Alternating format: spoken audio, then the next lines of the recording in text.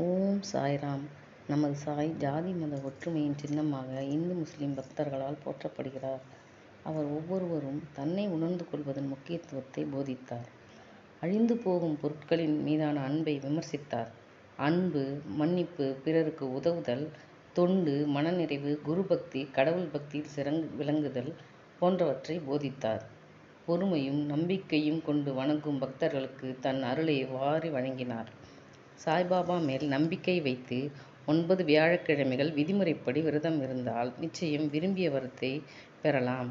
இந்த விரதம் அற்புத பலன்களை தரவல்லது, வாழ்க்கையை மாற்றும் வல்லமை கொண்டது.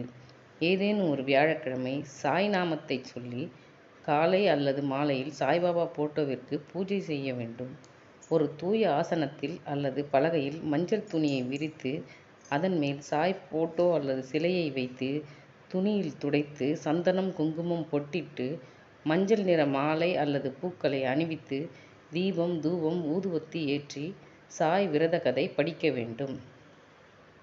பழங்கள், திரவியங்கள், இனிப்புகள் இதை ஏதேனும் ஒன்றை சாப்பிட்டுவிட்டு விரதத்தை மேற்கொள்ளலாம். மதியம் ஒரு வேளை உணவு அல்லது இரவு ஒரு வேளையாவது உணவு எடுத்துக்கொள்ள வேண்டும். நாள் முழுவதும் பட்டினி விரதம் கூடாது. 9 வியாழக்கிழமைகளிலும் கோயிலுக்கு சென்று பாபா ஆரத்தி காண்பது சிறப்பு.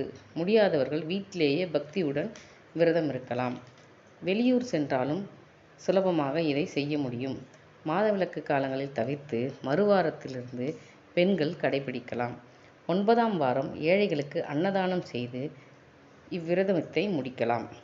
விரத கதை என்பது கோகிலா என்ற பெண்ணின் கணவர் மகேஷ் எவரிடமும் சண்டையிடும் சுபாவம் கொண்டவர். வரைமுறையற்ற அவரது பேச்சும் சிடுமூஞ்சித்தனமும் அவர் வியாபாரத்தை கெடுத்தது. வீட்டில் மிகவும் வறுமை ஏற்பட்டது. கோகிலா மிகவும் நல்லொழுக்கம் கொண்டவள். ஒரு நாள் ஒரு முதிய சாது வீட்டு வாசலில் நின்று அழைத்தார். அவர் முகம் ஒளி பொருந்தியதாக இருந்தது. அந்த பெரியவர் சாதம், பருப்பு கோகிலாவிடம் கேட்டார். கோகிலாவும் அவருக்கு உணவு தந்துவிட்டு அவரை கைகூப்பி வணங்கினார். உடனே சாய் உங்களை சுகமாக வைப்பார் என்று ஆசீர்வதித்தார். சுகம் என்பது எங்கள் விதியில் எழுதப்படவில்லை என்று கோகிலா வருத்தமாக கூறினார். சாது ஸ்ரீ சாய்பாபாவின் இவ்விரத முறையை கூறி நலம் பெறுமாறு கூறினார்.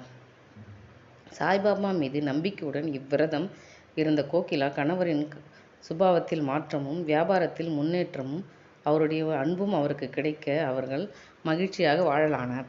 பாபாவின் அருளாசி முழுதுமாக அவர்களுக்கு கிடைத்தது. விரத நாளில் சாய் ஸ்மரணை, சாய் பாமாலை, சாய் பாவனி இவற்றை பக்தியுடன் படிக்கவும். சாய் அருளால் இதை சொல்வோரும் கேட்போரும் எல்லா நலனும் வளமும் பெற்று வாழ்வாங்கு வாழ்வர். ஓம் சாய்ராம். நன்றி சாய்ராம். நன்றி சாய்ராம். நன்றி நன்றி நன்றி நன்றி சாய்ராம். நன்றி.